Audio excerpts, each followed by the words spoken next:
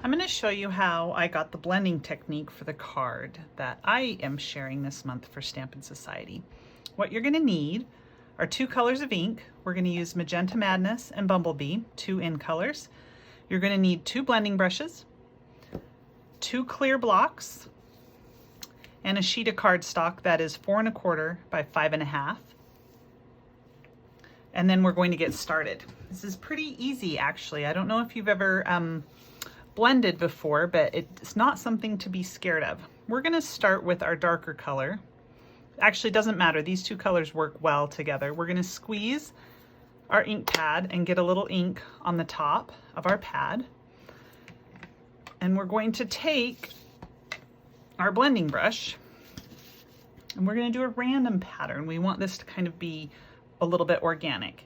So we're going to pick up the ink. You can see that ink picked up there. Now, if I were to put it back right on the paper right now, you would see darker splotches, and I want kind of an even blend. So I'm going to take a clear block and I'm going to work that ink into the brushes. And then I'm going to take the ink and I'm going to just start to swirl. It's a lot easier to go darker and add ink than it is to lighten up. And see how that's working there? So we'll pick up some more ink here, work that in, start in the center again, and then swirl. Let's see, we're gonna do a spot here, maybe a spot here, and a spot here of this Magenta Madness. Now you can also add drops of your ink refill if you want to. It gets your brush a little juicier and you don't have to squeeze as often, but I'm just going to do this for the sake of this video. So we'll pick up some ink, work that in.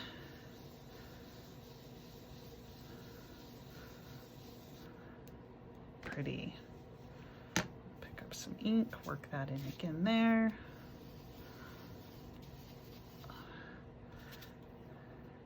Pressure is nice. Pressure adds more color because the color is in those bristles.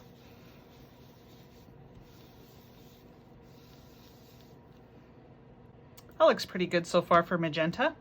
We'll start with our BumbleBee and then see if we want to add some more.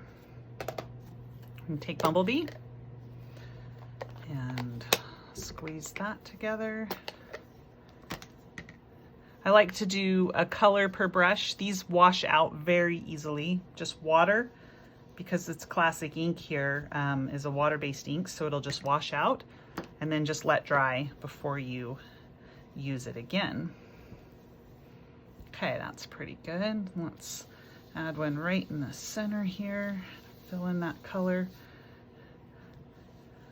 Something that's important when blending colors is to pick colors that play well together so you don't get a muddy mess, unless you want a muddy mess when the 2 colors are mixing together. In this case, my 2 colors are quite pretty together.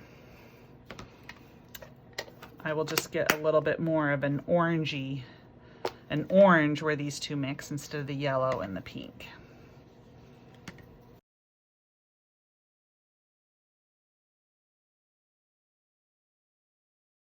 All right, let's add a little more magenta.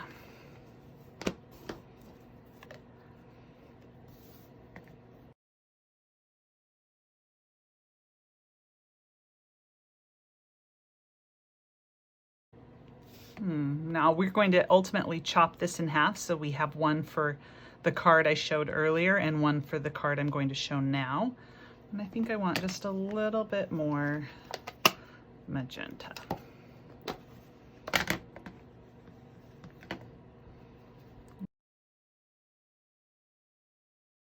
All right, I think that looks good. What do you think? Pretty. Okay, so we'll set our inks aside. You can take a minute to go and wash your brushes if you want, or set them aside for later.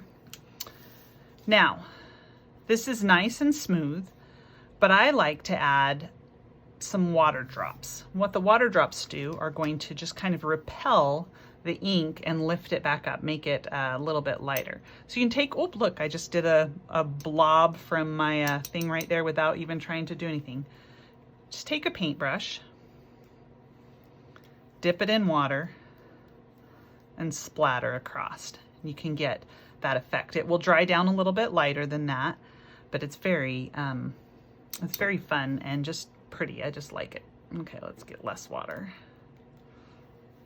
Flick it here a couple times, here.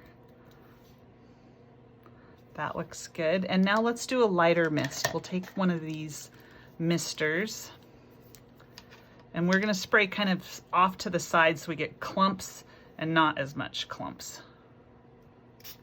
So you can see a little bit there and not as much here. And maybe one on this side here. Giving it a perfect little speckled effect.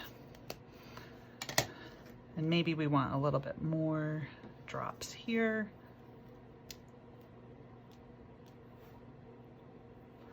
It's unpredictable, but it's also kind of fun. That's what the play is all about. Great. I like that. We're gonna set it aside to dry and we'll come back and assemble our card. Now we're going to stamp on vellum with Versamark using the big butterfly image that has the cluster of images together.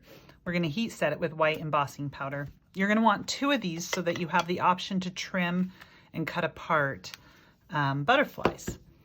So we're gonna ink up our butterfly cluster and we'll stamp it on this vellum. I just pulled a small sheet that I have. We'll ink up another. And just kind of nestle it in there. It doesn't matter because we're gonna trim them out. And we'll go about embossing, adding the embossing powder, and then embossing. Let's pull this up here.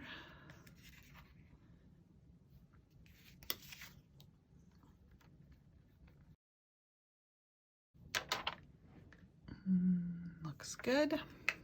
Set this off to the side here, and we will heat set.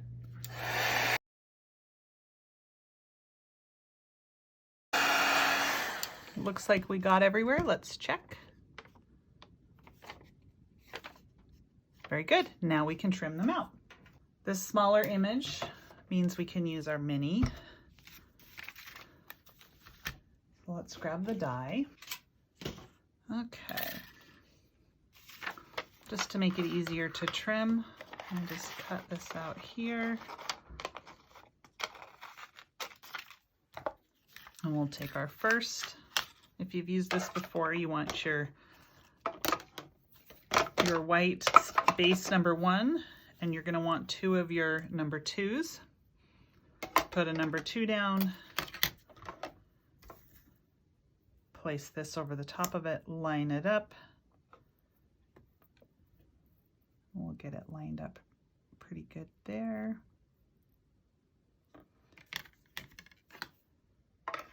Put number 2 on top and crank to trim out.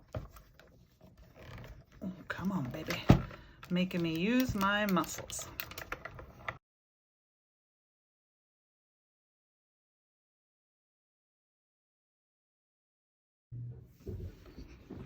All right, so we've chopped this in half. Let's make our card. All right, so we're going to take a sheet of the True Love Designer Series paper. These have beautiful florals on one side, but great basic black and white patterns on the other. This is 4 by 5 1/4, and that's what we'll mount onto our card base. You're going to need a piece of black cardstock that is 2 7/8 by 4 1/4, and that's what we'll mount on that, like so. Now, all of our butterflies that we've cut and that we've embossed and then cut out, we're going to trim them out separately so that we can use them on the card. For this card, we're going to use this butterfly, and this butterfly. And so let's just trim those really quickly.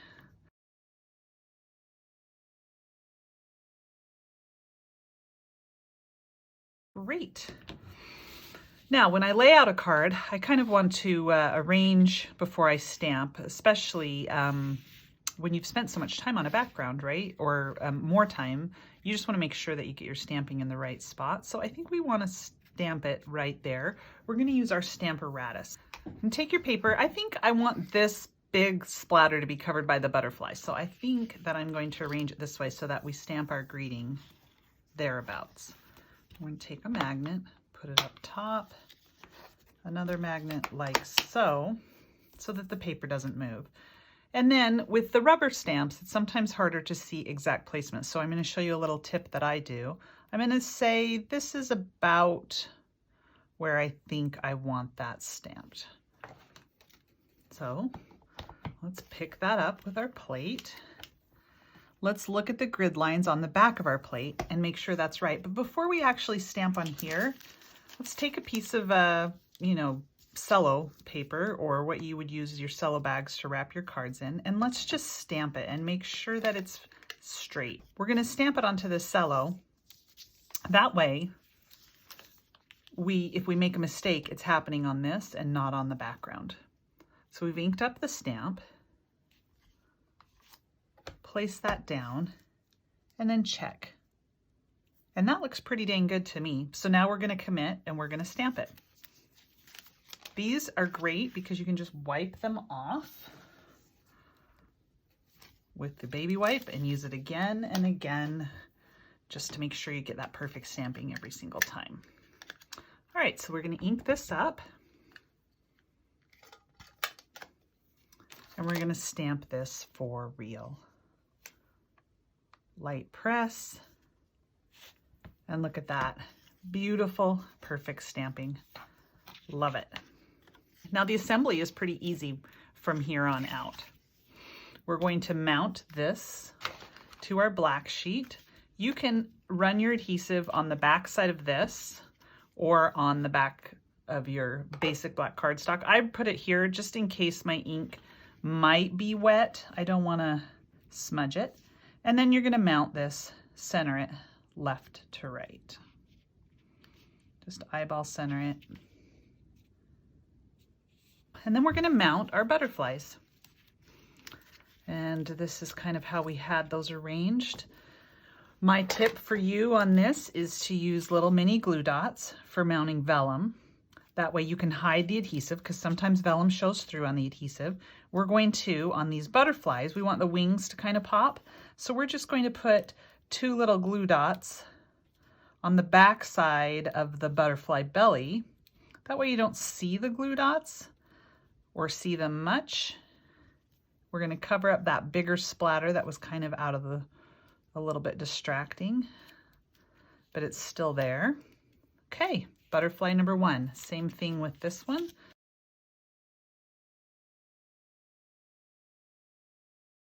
So we'll place this one there. That looks nice.